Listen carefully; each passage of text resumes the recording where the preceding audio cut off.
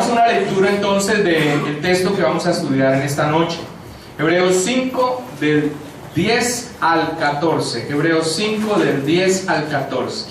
Dice así: y fue declarado por Dios sumo sacerdote según el orden de Melquisedec. Acerca de esto tenemos mucho que decir y difícil de explicar, por cuanto os habéis hecho tardos para oír.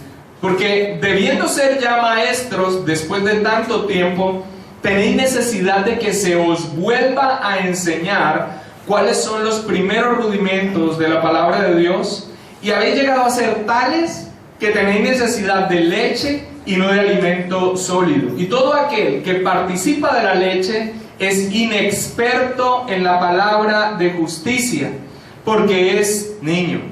Pero el alimento sólido es para los que han alcanzado madurez, para los que por el uso tienen los sentidos ejercitados en el discernimiento del bien y del mal. Del bien y del mal. Hace 4 semanas atrás iniciamos este estudio de el capítulo 5 al capítulo 9, que tiene una temática central dentro de la carta a los Hebreos. Del capítulo 5 al capítulo 9, el escritor de Hebreos responde a una hipotética pregunta que de seguro en algún momento los judíos tuvieron que haberle hecho a sus connacionales que habían profesado tener fe en Cristo Jesús, o sea, a los judíos que habían profesado ser creyentes o cristianos. Y del capítulo 5 al capítulo 9 responde a esta hipotética pregunta: ¿cómo pueden ustedes relacionarse con Dios? ¿Cómo pueden ustedes relacionarse con Dios si no tienen un sumo sacerdote? En esa oportunidad expresamos que para ellos era clarísimo que la manera que tenían ellos para relacionarse con Dios era a través de un sumo sacerdote que les representara delante de Dios. Toda la relación con Dios estaba establecida en oficios que prefiguraban a la persona de nuestro Señor Jesucristo. Un rey que gobernaba al pueblo, ¿cierto? Pero representaba a Dios gobernando al pueblo.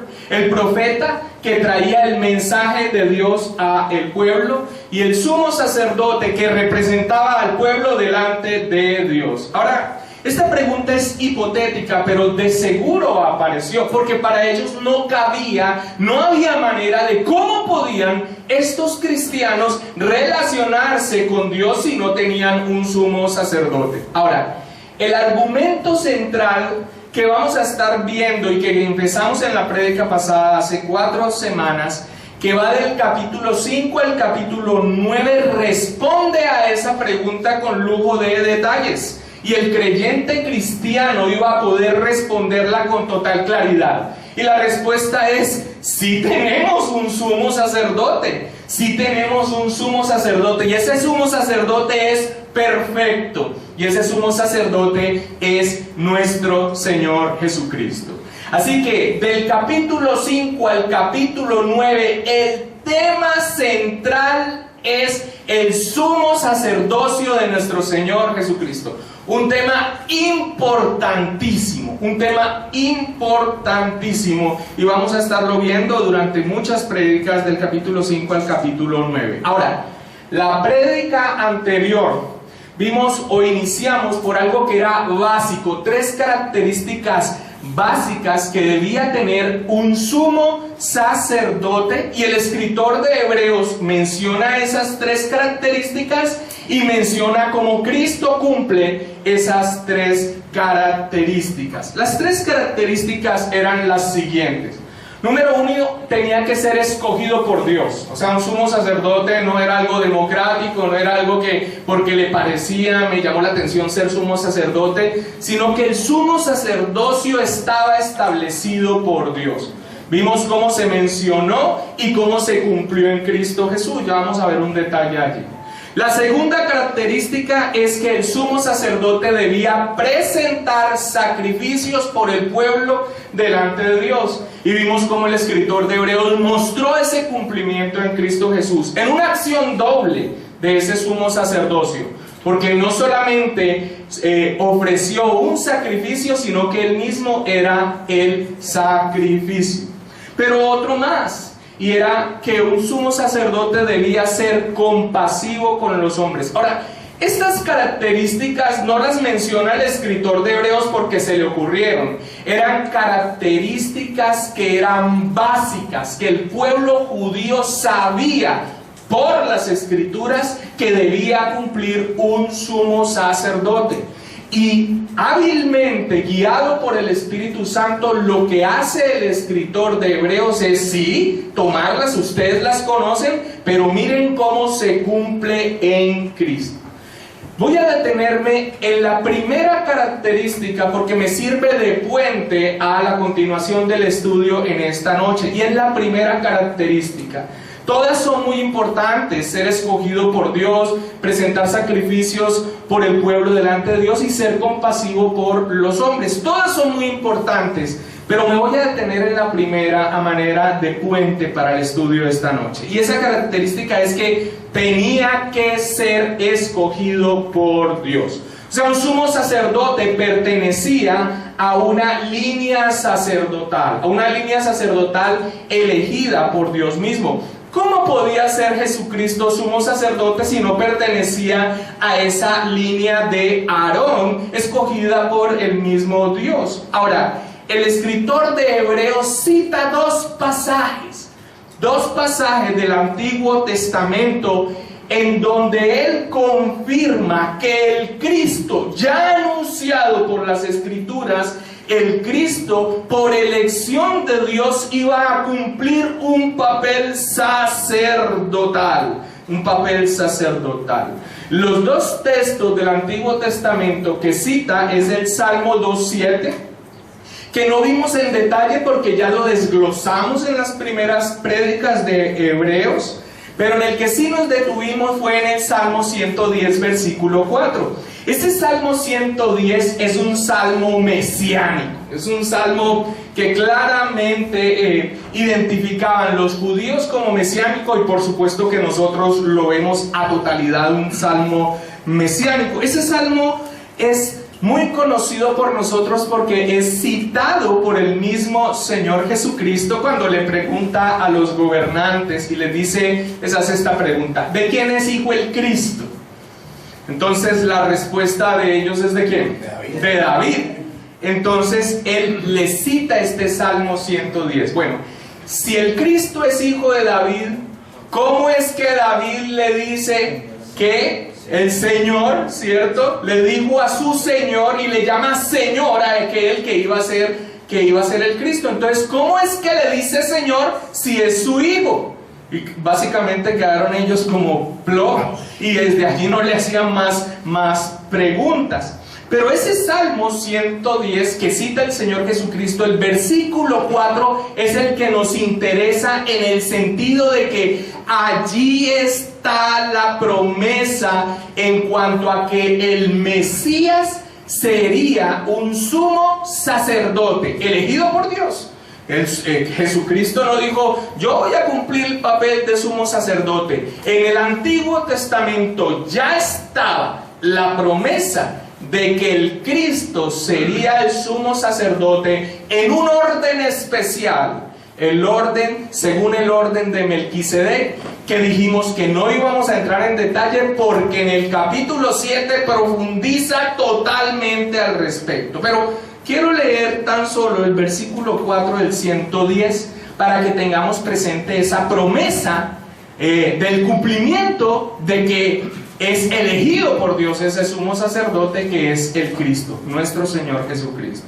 Y dice así el Salmo 110:4: juró Jehová y no se arrepentirá. Recuerden que ese salmo está hablando con respecto al Cristo, al Mesías.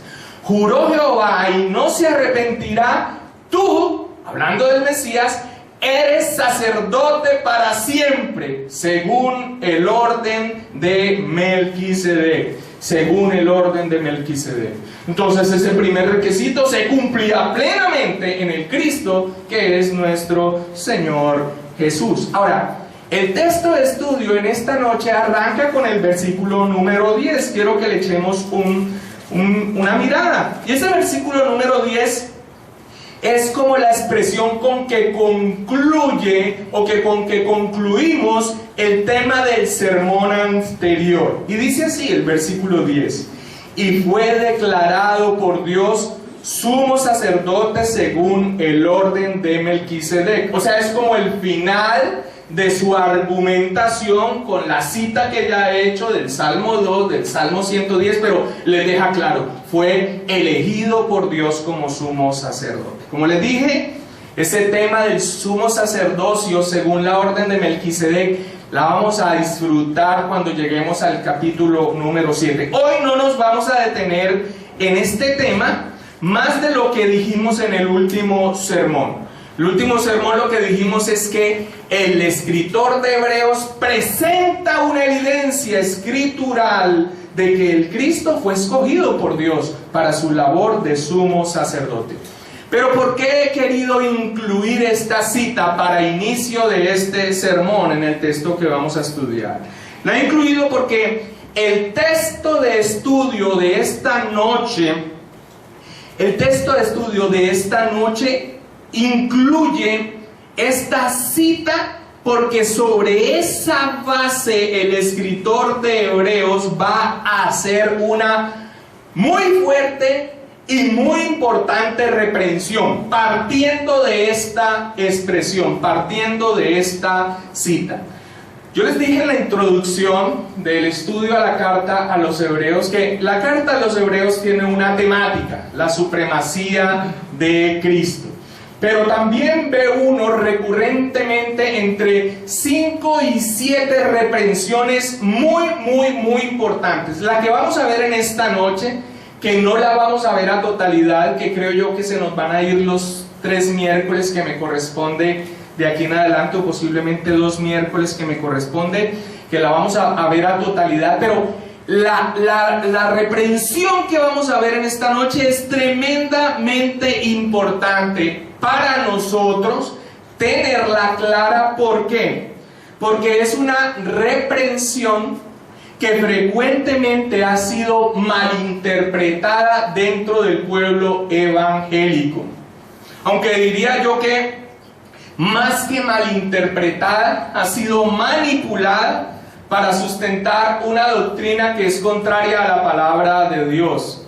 Y es aquella doctrina que dice que los creyentes pueden caer de la gracia de Dios. Esta reprensión en el capítulo 6, donde nosotros vamos a ver el próximo miércoles, se habla una reprensión, y esa reprensión algunos lo toman como que miren, ahí está hablando de creyentes que caen de la gracia. Por eso esta reprensión que vamos a ver en esta noche y en el próximo miércoles es de vital importancia que nosotros la podamos entender. Y tenemos un reto en particular en el estudio de esta noche y en el siguiente. Esta reprensión del capítulo 5, versículo 10 en adelante, que vamos a estar viendo, al capítulo 6, casi hasta el final del capítulo 6, es una reprensión que yo no he encontrado otro nombre para darle, sino que es una reprensión mixta. Y es una reprensión mixta porque tiene que ver con diferentes personas al interior de esa comunidad de los judíos. Allí había, como lo vamos a ver, diferente tipo de personas con diferente condición espiritual. Y si nosotros no sabemos a quién se está refiriendo en cada uno de los textos que vemos, entonces podemos caer, Dios no lo permita, en los errores o manipulaciones que muchos hacen sobre este texto importante, sobre todo el que vamos a ver el próximo miércoles, que es ver en una reprensión que se le está haciendo a no creyentes y creer que se le está haciendo a creyentes pero que han caído de la gracia de Dios, lo cual es anti-escritural.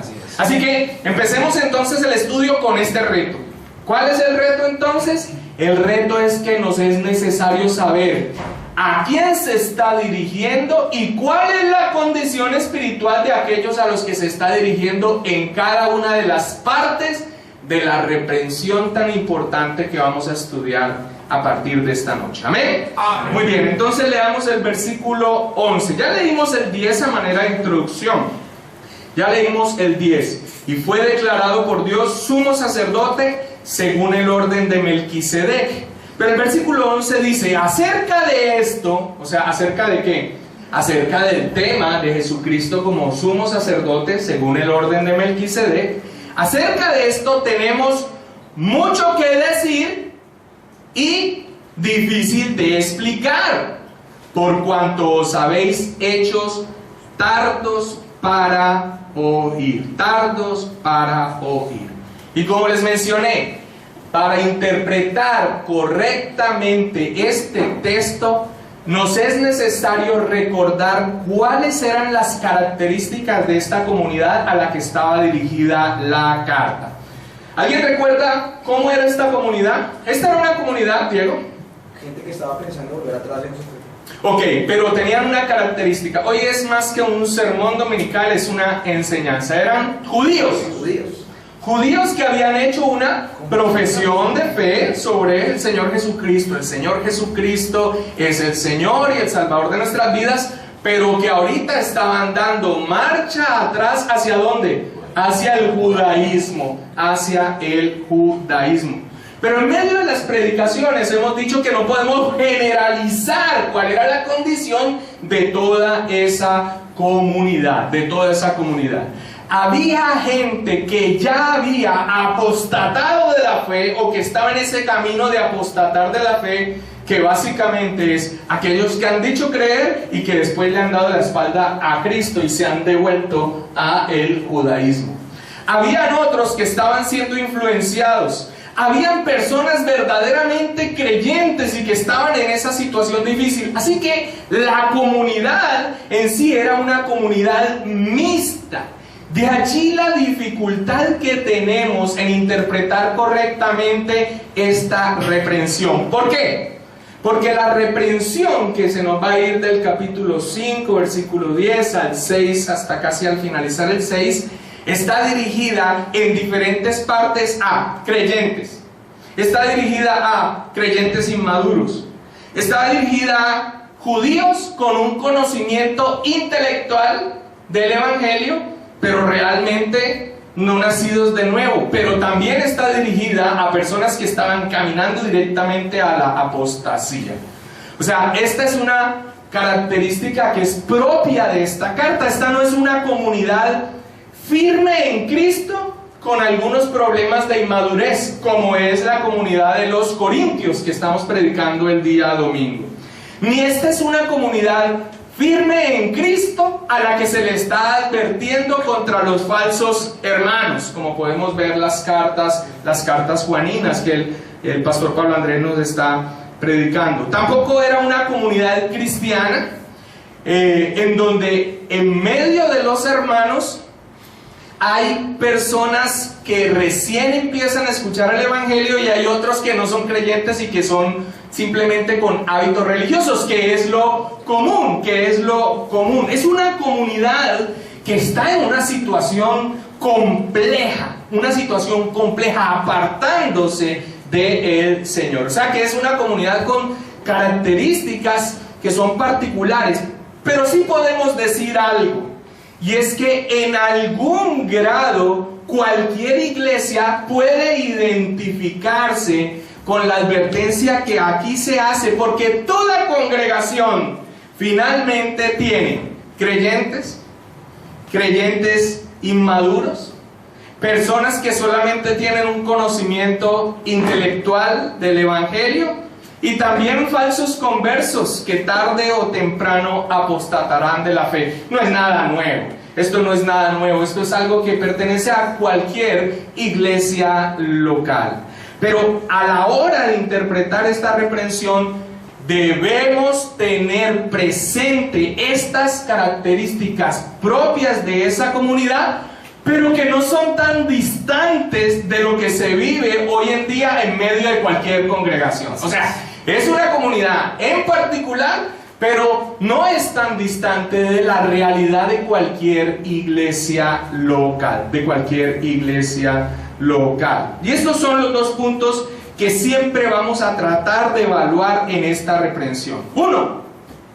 ¿Cuál es la condición espiritual a los que se está refiriendo en un momento determinado en la reprensión?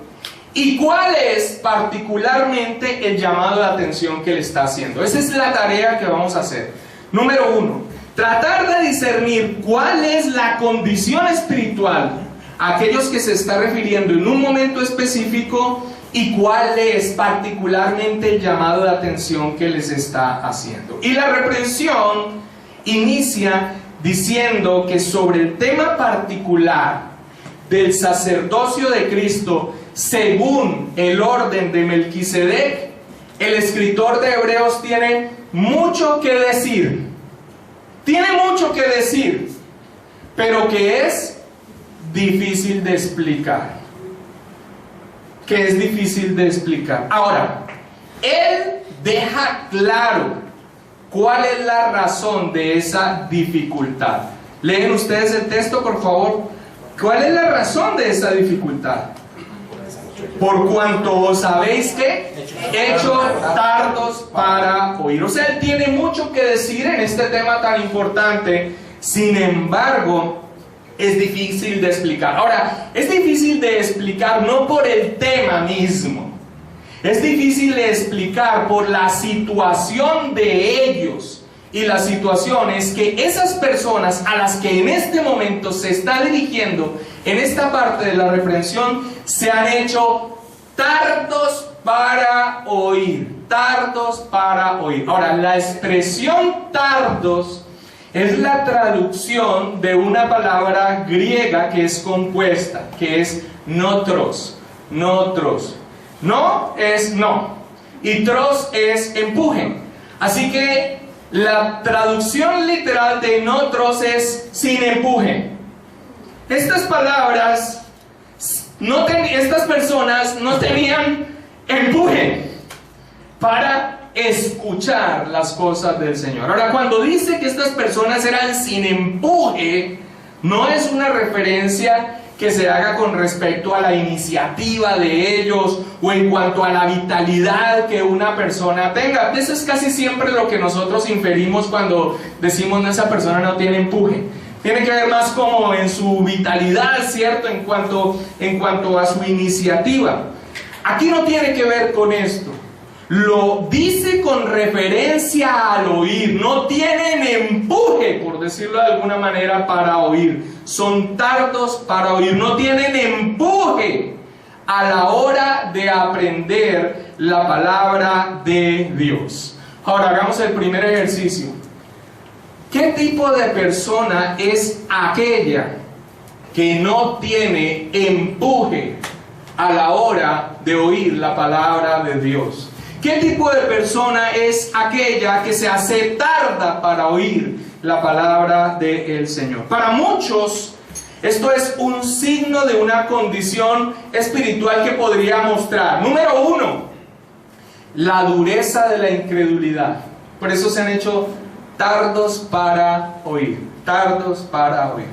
Miren, estas son cosas que nosotros aún como pastores en la congregación logramos darnos cuenta.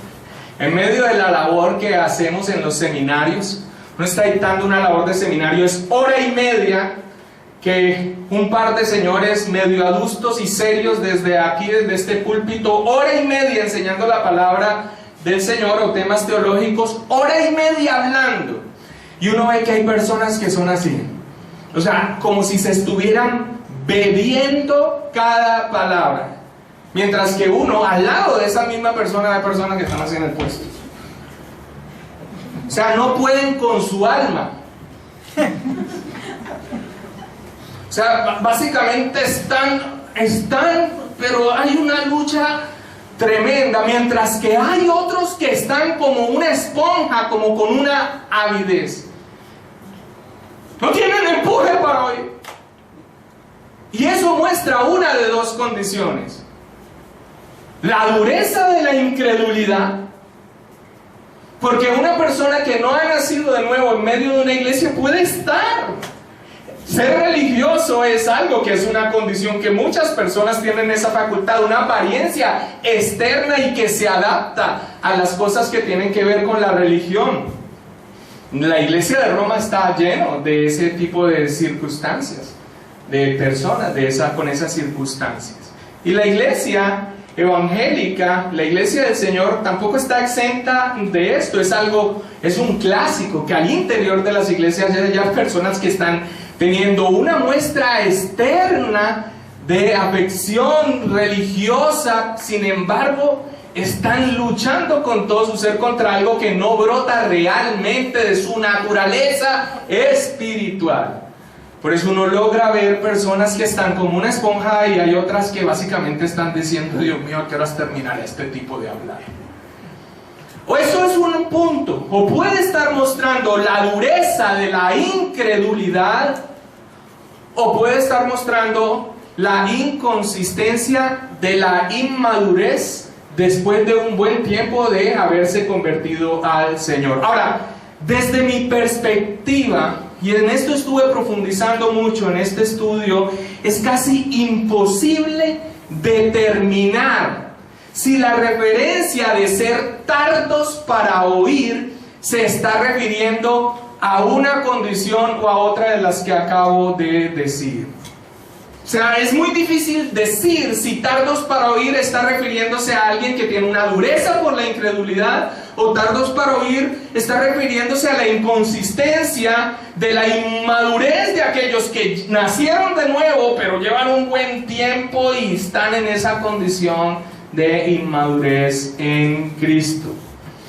Y es difícil de determinar de la misma manera en que a nuestros propios ojos la mayoría de las veces es imposible determinar si una persona ha nacido de nuevo o no, o solamente es un creyente perezoso. No sabe uno distinguir. No sabe uno cuál de las dos condiciones es. Pero cualquiera de las dos condiciones, en cualquiera de los casos, los dos casos son terribles. Porque en la primera, la persona es incapaz. Y eso muestra, obviamente, su condición espiritual. Pero en la segunda, siendo capaz, no lo hace. Y eso muestra su irresponsabilidad. Obviamente, la segunda tiene un destino por la gracia de Dios. Gracias al Rey por ello. Sin embargo, es terrible. Porque siendo capaces, sin embargo, irresponsablemente no disponen su ser para escuchar la bendita palabra de Dios. Amados hermanos, un miércoles, a esta hora de la noche, venid. ¿Quiénes de ustedes laboran en el día? Levanten su mano, por favor. La gran mayoría. Y los que están en su casa también les toca voltear. Ahora, venir hasta acá y poner toda la disposición del ser para escuchar la palabra del Señor y recibirla con solicitud, requiere entonces un esfuerzo. Pero cabe la posibilidad de que una persona esté capacitada para recibirla y que sin embargo no lo haga, y eso muestra una terrible irresponsabilidad. En todo caso, lo que sí podemos es descartar en esta parte de la reprensión que acabamos de leer, es que esté dirigida a creyentes recién convertidos. No está dirigida a creyentes recién convertidos que, como es natural, inicialmente requieren más tiempo para entender los temas más profundos. Eso es normal. Algunas personas que han llegado por la gracia de Dios al seminario de la iglesia y que el seminario han adoptado a esta como su congregación, a veces hacen unas preguntas que uno casi que hace un stop para dárselas, porque sabe que tienen que tener todo un recorrido doctrinal básico para poder dar una respuesta más allá. Entonces uno sabe que esa persona está empezando su camino en el Señor, y no va a ser tan sencillo comprender temas más profundos. Esta reprensión no está dirigida a personas que son nuevos creyentes que requieren más tiempo para entender los temas más profundos. ¿Y cómo lo podemos saber en total certidumbre? Por lo que dice a continuación. Mira lo que dice el versículo 12. Mira lo que dice el versículo 12. Porque debiendo ser ya maestros después de tanto tiempo. Después de tanto tiempo. O sea, no es un llamado de atención para aquellos que son niños en Cristo porque acaban de nacer de nuevo. Porque está diciendo después de tanto tiempo. Pero sí hay algo importante que podemos inferir en esta parte de la reprensión. Y es que dice, debiendo ser ya maestros después de tanto tiempo, lo que sí nos muestra es el curso natural del desarrollo natural que se espera que todo creyente tenga. Amén. Debiendo ser ya maestros después de tanto tiempo. Ahora, no es que todo creyente deba ser maestro en el sentido de ser oficial en la iglesia con esa función de maestro. No es en ese sentido, pero todo creyente sí debe estar en la capacidad de decir qué es lo que cree por la palabra de Dios. Amén. Así que esta parte de la reprensión nos ayuda a eliminar. La reprensión no es para nacidos de nuevos que están empezando, pero sí nos muestra algo más allá. Se espera un desarrollo natural del creyente. Un desarrollo natural del creyente que esté en la capacidad de decir qué es lo que cree por la palabra de Dios. Acompáñame a Primera de Pedro 3:15. Primera de Pedro capítulo 3, versículo 15. Y vamos a ver algo que muchas veces se limita a la apologética, pero que tiene que ver con cualquier persona que nos hace una pregunta acerca de qué es lo que nosotros creemos. Primera de Pedro 3:15. ¿Estamos todos allí? Amén. Mira lo que dice el apóstol Pedro. Dice, sino santificad a Dios el Señor en vuestros corazones y estad siempre, ¿siempre qué? Preparados. ¿Para qué? Para presentar defensa con mansedumbre y reverencia ante todo el que os demande razón de la esperanza que hay en vosotros. ¿Sí? No se espera entonces que todos los creyentes sean maestros en el sentido de ser un oficial de la iglesia con esa labor específica, pero sí muestra un desarrollo natural, entre comillas, que todo creyente debe tener. Debe estar en la capacidad de poder expresar claramente qué es lo que cree por la palabra del Señor. Si no es así, sería imposible cumplir con la gran comisión de ir y hacer discípulos. Si nosotros no podemos expresar con claridad qué es lo que creemos, ¿cómo vamos a ser discípulos? La mayoría de las veces, la mayor labor que podemos hacer es invitar gente a la iglesia. Pero esa no es la gran comisión. La gran comisión está dada a todos los creyentes. Y sí, por supuesto, desde la iglesia, desde el púlpito, hay una predicación de la palabra, hay una formación de todo el cuerpo de Cristo, pero la labor no es exclusivamente desde el púlpito, es fundamental.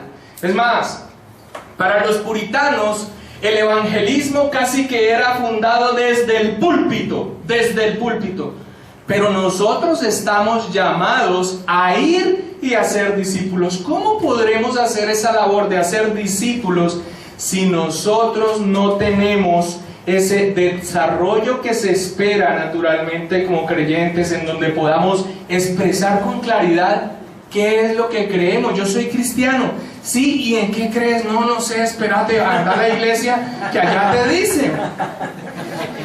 No es que todos vayan a servir como maestros al interior de una iglesia, pero sí todos debemos expresar qué es lo que creemos por la palabra de Dios. Ahora, podemos ver por el texto que la razón de su reprensión tampoco es, no sé, ya sabemos que no está dirigida a creyentes nacidos de nuevo temprano, o sea, ahorita, recientes, ¿cierto? Pero también podemos ver por el texto que la razón de su reprensión no es que ellos no aprendan tan rápido como deberían. O sea, debiendo ser ya maestros después de tanto tiempo, no está haciendo referencia al ritmo de aprendizaje que cada persona tiene de las cosas de Dios. No está haciendo referencia a ello. Es más, cada persona tiene un ritmo de ir aprendiendo en las cosas del Señor. Hay personas que van teniendo una madurez en Cristo y en el conocimiento de las cosas del Señor un poco más rápido que otros. Pero todos los creyentes, sin excepción, deben ir creciendo en madurez en Cristo. No es entonces una referencia al ritmo de aprendizaje con que han ido aprendiendo las cosas. ¿Y cómo lo sabemos? Mira lo que dice el final del versículo 12. Mira lo que dice el final del versículo 12. Dice, tenéis, ¿qué? Necesidad de que se os vuelva a enseñar cuáles son los primeros rudimentos de las palabras de Dios. Tenéis necesidad de que se os vuelva a enseñar cuáles son los primeros rudimentos de la palabra de Dios. Acompáñame por favor a Hebreos capítulo 6, allá adelantico. Hebreos capítulo 6. Y allí podemos ver, antes de ir al punto principal de esta parte final del versículo, a qué rudimentos es a lo que se refiere. Leamos el versículo 1 y 2 del versículo 6.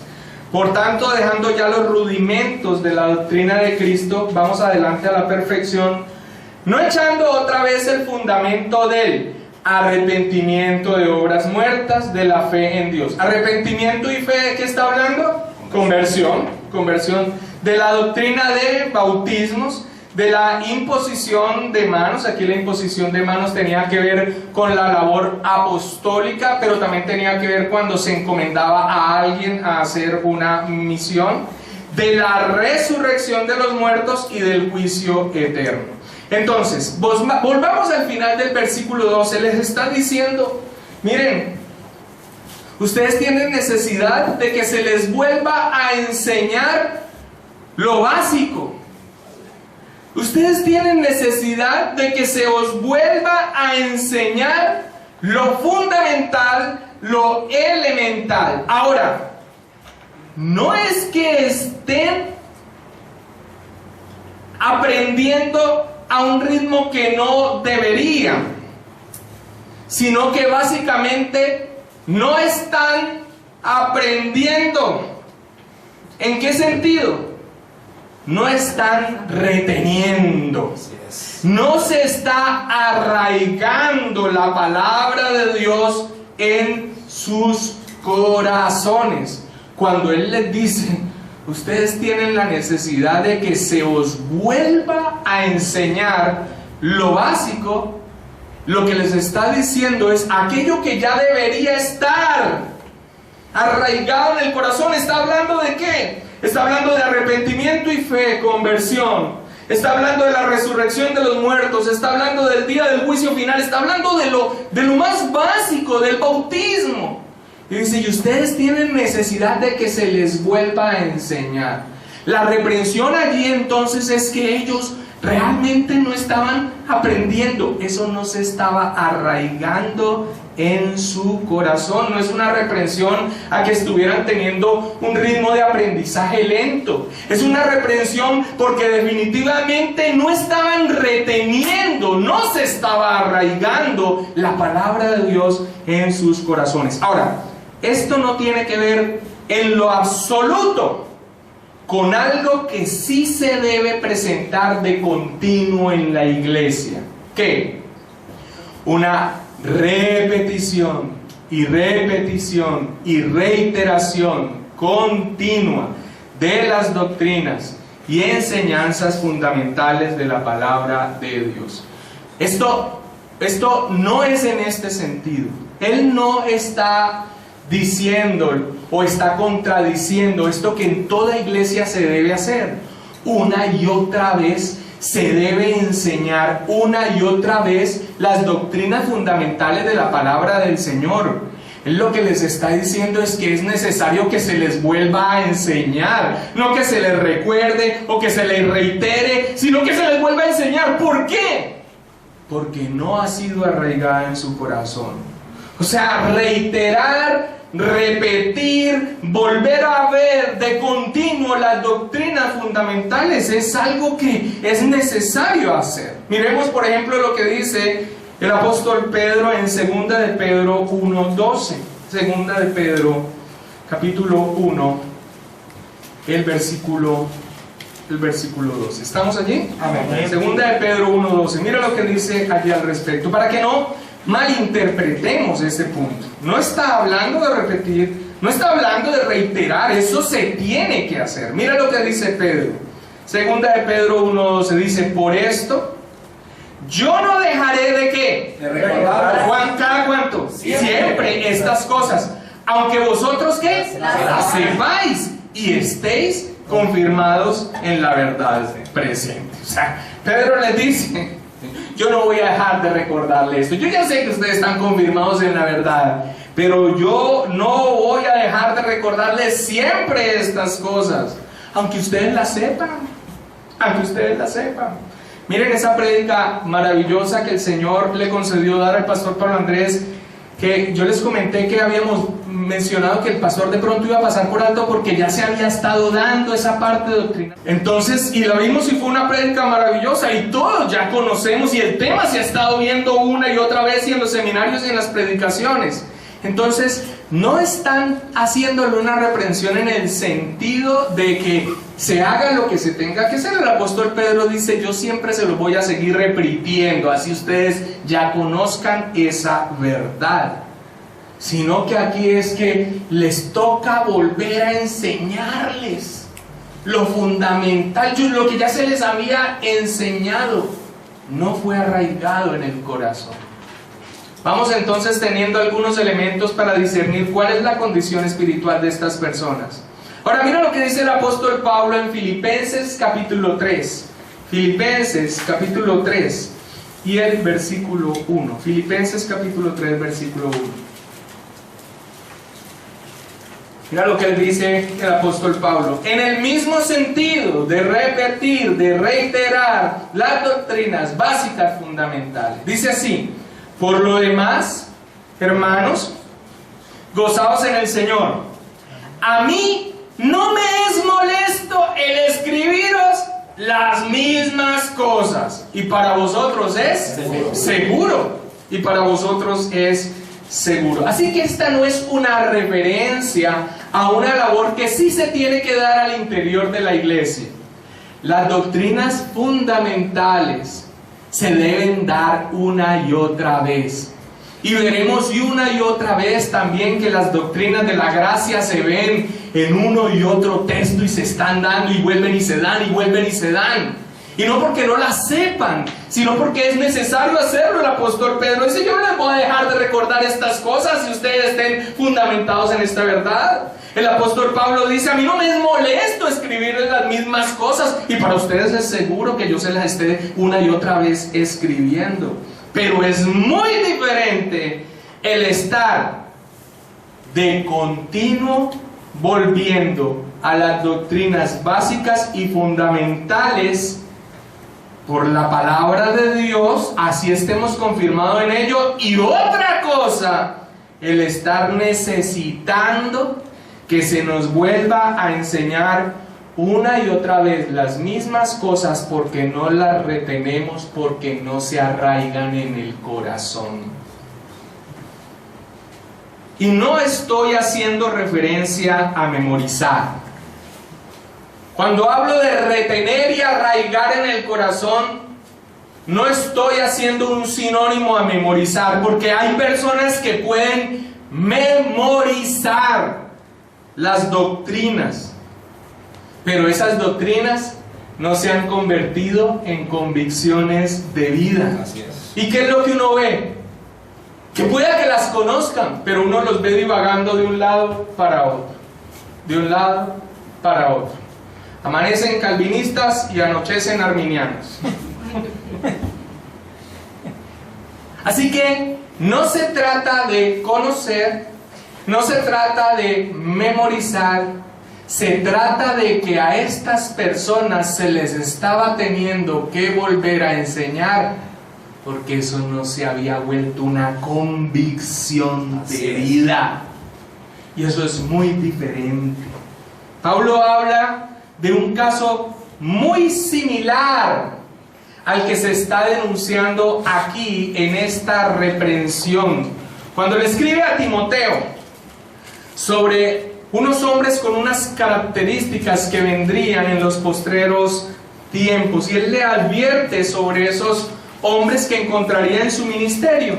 Pero mira lo que le dice en 2 de Timoteo capítulo 3 versículos 6 al 7. Y este caso que vamos a ver, que plantea Pablo, es muy similar a la reprensión que está haciendo aquí a estas personas en particular, sea cual sea las que se está refiriendo. ¿Estamos? 2 de Timoteo 3, 6 y 7, dice así: porque de estos son los que se meten en las casas, ya estamos, o sea, estos son tipos de personas que son amadores de sí mismos, que viven en los dictámenes de su carne, y dice: porque de estos son los que se meten en las casas y llevan cautivas a las mujercillas cargadas de pecados, arrastradas por diversas concupiscencias. Pero mira a donde quería llegar. Estas siempre están aprendiendo y nunca pueden llegar al conocimiento de la verdad. Y esto suena contradictorio.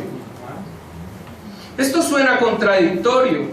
Que alguien siempre esté aprendiendo, pero que no pueda llegar al conocimiento de la verdad, suena contradictorio.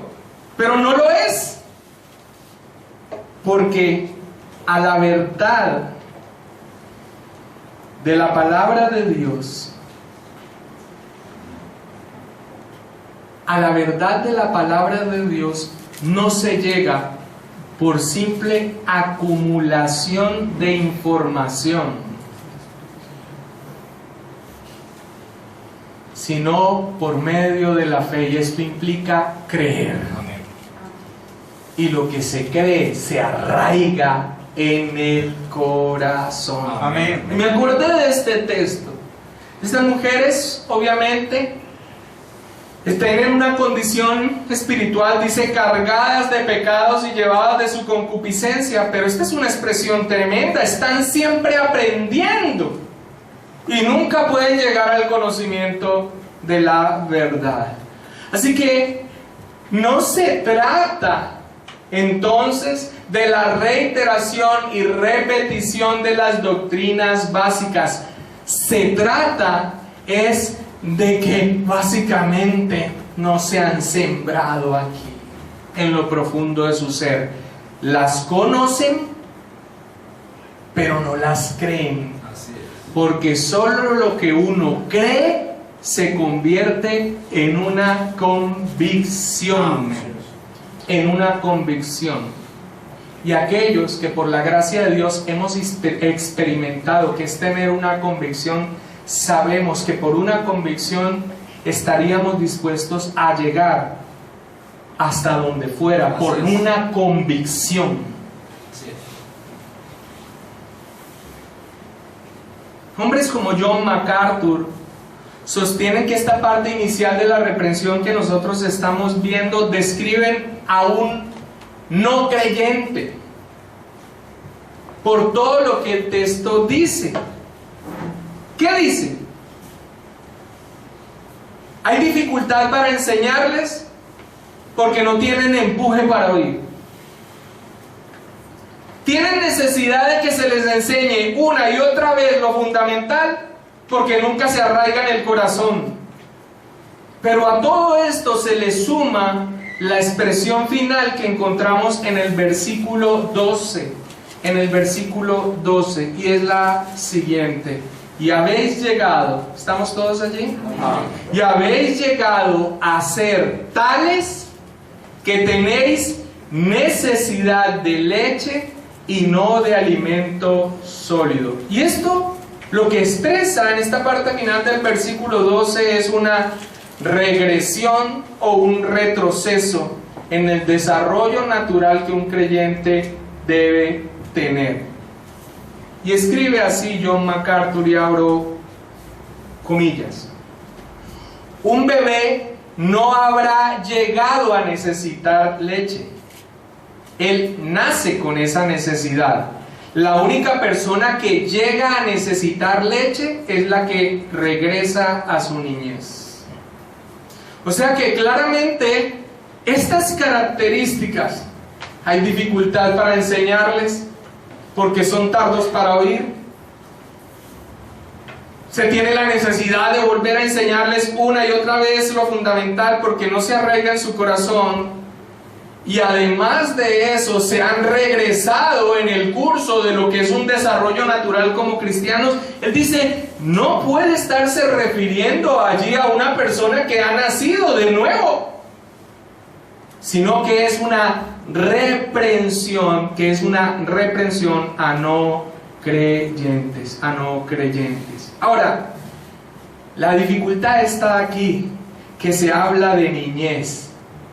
Y casi siempre cuando nosotros relacionamos niñez, estamos hablando de alguien que ha nacido de nuevo. Pero esa niñez no necesariamente implica una niñez espiritual como alguien que ha nacido en Cristo. Esa niñez también puede señalar el judaísmo mismo. Acompáñame a Gálatas, capítulo 3. Versículo 23 al 25. Y podemos ver al apóstol Pablo, inclusive más adelante en el capítulo 4, cómo se menciona al judaísmo o a la ley, ¿cierto? Como un estado en el que necesitábamos tener un ayo o un maestro hasta que llegáramos a los pies de Cristo, ya hablando de una madurez en el Señor. Gálatas 3, 23 al 25 dice: pero antes que viniese la fe, estábamos confinados bajo la ley, encerrados para aquella fe que iba a ser revelada. Obviamente está hablando de Cristo Jesús. De manera que la ley ha sido nuestro ¿qué? Ayo, para llevarnos a Cristo, a fin de que fuésemos justificados por la fe.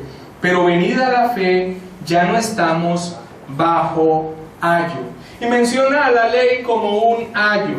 O sea, como si nos hubiese llevado, hablando del pueblo judío, como se les hubiese llevado a niños, la ley como un asistente hasta la fe. Hasta la fe.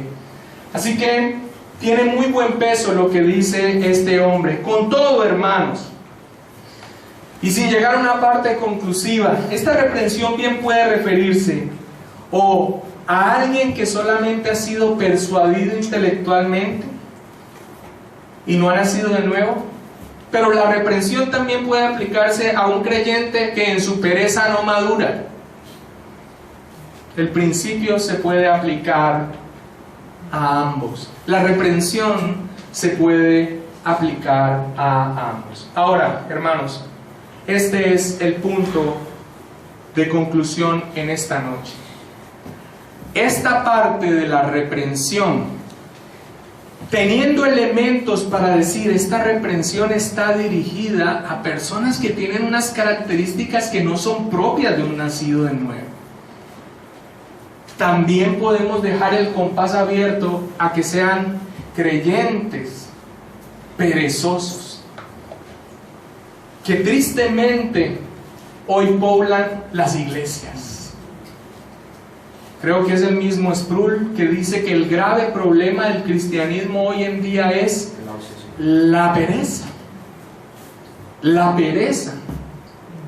Una persona entonces que se le esté haciendo esta reprensión puede ser uno de los dos casos. El primero es terrible, porque es incapaz por su condición espiritual. Pero el segundo es feo también, porque siendo capaz, no da los pasos y no se cumple el desarrollo que se espera como creyente. Pero la reprensión allí está clara. La reprensión allí está clara. No podemos decir exactamente cuál es la condición, pero la reprensión sí se da y requiere, cual sea que el oído que escucha, que se cimbre ante la reprensión que se le hace. ¿Se han hecho tardos para oír? ¿Están realmente reacios para profundizar en las cosas del Señor? El versículo 13 y 14 termina diciendo lo siguiente: y todo aquel que participa de la leche es inexperto en la palabra de justicia, porque es niño.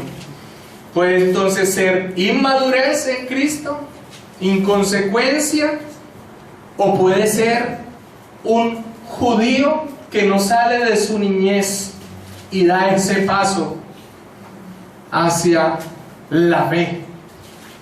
El versículo 14 dice: pero el alimento sólido es para los que han alcanzado madurez, para los que por el uso tienen los sentidos ejercitados en el discernimiento del bien y del mal. Leamos nuevamente el texto completo para concluir, amados hermanos. Dice, del 10 al 14: y fue declarado por Dios sumo sacerdote según el orden de Melquisedec.